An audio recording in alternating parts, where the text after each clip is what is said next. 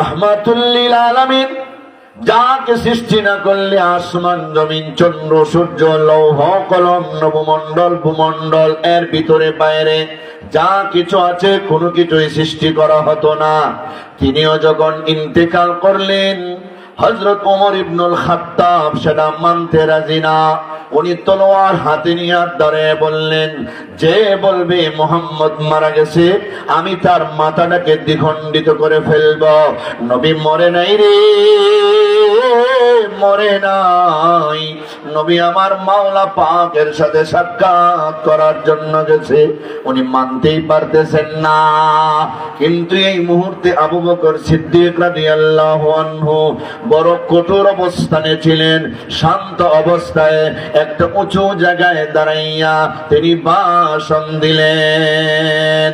ও সাহাবায়ে কেরাম শোনো, মান কানা ইয়াবুদু মুহাম্মাদান ফালইয়ালাম আন্না মুহাম্মাদান কাদ মাতা ومن كان يعبد الله عز وجل فليعلم أن الله حي قيوم।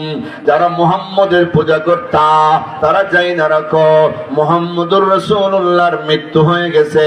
তিনি একজন মাখলুক, তিনি তো মরবেন। কোরআনে তো আল্লাহ তার সম্বোধন করে বলেছেন, ইন্নাকা মাইয়িতুন ওয়া ইন্নাহুম মাইয়িতুন। নবী গো,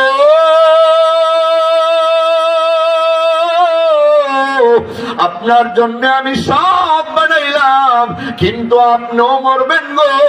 আর যারা আপনারে মানে না, যারা দুশ্মনী করে বেঈমান কাফেররাও একদিন মরবে গো, কেউ থাকবে না। ওই আয়াতগুলি স্মরণ করায়া হযরতে আবু বকর রাদিয়াল্লাহু তাআলা আনহু পড়তে লাগলেন, কুল্লু নাফসিন যায়িকাতুল মাউত সুম্মা ইলাইনা তুরজাউন। সবাই মরতে হবে, মরণের হাত থেকে কেউ রেহাই পাবে না, আল্লাহর সামনে সবাই যেতে হবে।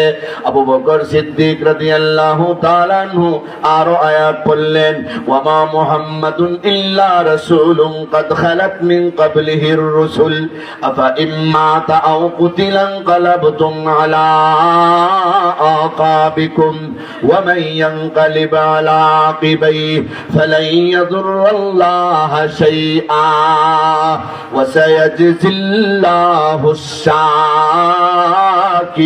الشاكرين। সব মরবে। মুহাম্মদুর রাসূলুল্লাহর আগে যারা নবী রাসূল ছিলেন ওনারাও মারা গেছেন, তিনিও মরবেন। মইরা গেলে কি তোমরা যারা সাহাবীরা আছো তোমরা কি আবার বেঈমান হয়ে যাইবা? আরে বেঈমান যদি হয়ে যাও এতে তো আল্লাহর কোনো ক্ষতি হবে না। মুসলমান থাকলে তোমাদের লাভ, বেঈমান হলে তোমাদের ক্ষতি।